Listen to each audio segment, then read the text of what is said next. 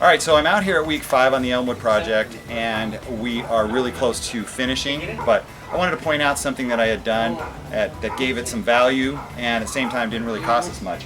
But we had along this walkway, we had a bunch of big palm trees that really blocked the front of this house. So what I had the guys do was rip them out, got some real inexpensive pots, added a drip system to them, potted them up against the garage there, which breaks up all the stucco wall, because that whole area, the previous homeowner had just asphalted it in. For us to rip out the asphalt, turn it into planter would have cost a lot more money.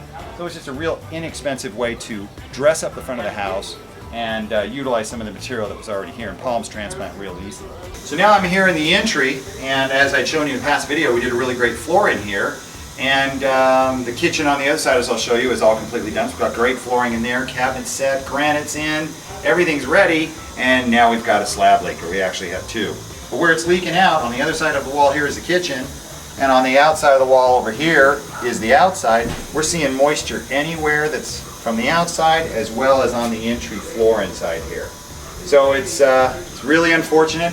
These things do happen, but as long as you have a good crew, you've got a really great plumber, you've got a great leak detector, you'll be able to get at stuff like this. Unfortunately, you got a plan for it, and you'll be able to troubleshoot it. Not much has really changed here in the kitchen for you guys, but we did throw the appliances in, stainless steel. I ended up throwing the lighting fixtures. I don't even know that the plumbing fixtures were in, but we just gave those details into here because obviously we're getting close to the end. I want to show you where the other damage was, because this is something that you should know about too, how to handle this. So right over into here about where I'm standing, and you can see where the wall was busted open. Backside of this is the bathroom. And what was happening was the wall was getting wet, the floor was getting wet on the backside over there, and we saw a little bit of moisture on the carpet here. But what we did was, rather than actually try to break up more concrete, we did a bypass.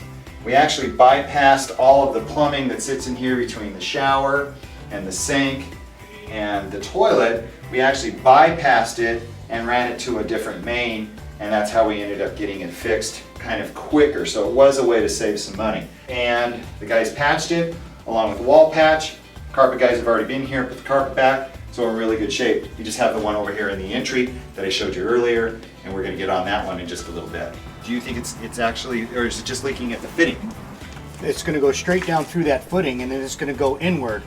Typically what they'll do is they'll put what they call a manifold system, where it'll come up out of the slab, it'll tee above the ground, then it'll go back down into the ground to service the next fixture. Right. But here, apparently somebody did basically a compression type fitting, because a lot of guys have trouble soldering, and they can't make the joint solder because there's water in it, and it's very difficult. And So do we think that this is the leak, where this joint is? That very well could be.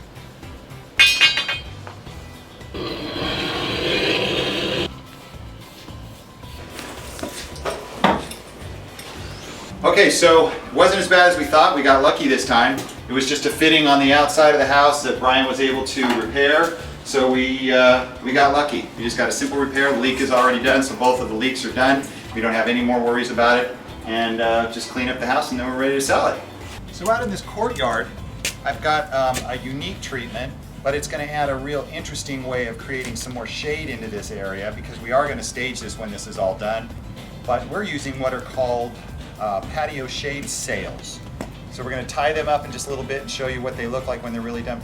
They're these stretched canvas material pieces that create a real interesting look and break it up and still give you the shade that we want. So this is what it looks like before right now, and this is what it looks like after. Great product. Patio sails make a big difference, and it's just a modern way of creating a patio. But it doesn't work just about anywhere. You've got to be able to have the right kind of application, and this worked out great because it's a nice squared off area. Anyway, glad you got a chance to check out this project. Check it out next week after it's staged and get this thing sold. Another great project. Especially when you start feeling like you're... I knew it. It was Ale who pointed out, not me. Yeah, or maybe to the wall.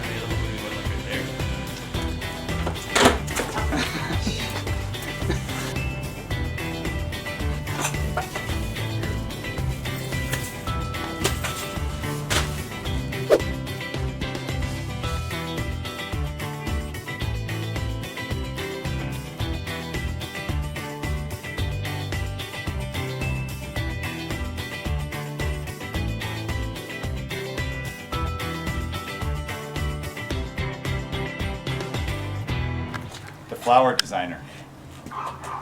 Just face it. Oh, let's go. That's all right. Don't worry. Yeah, don't worry about it.